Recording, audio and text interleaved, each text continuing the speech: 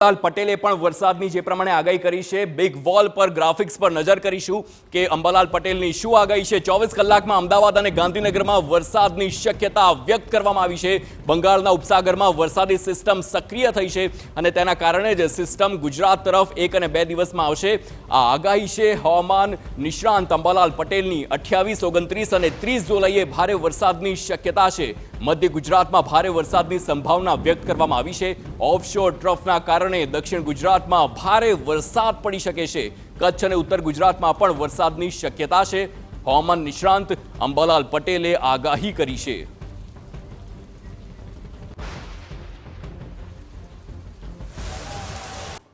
આગામી 24 કલાકમાં લગભગ અમદાવાદ ગાંધીનગરના ભાગોમાં વરસાદ થવાની શક્યતા રહેશે।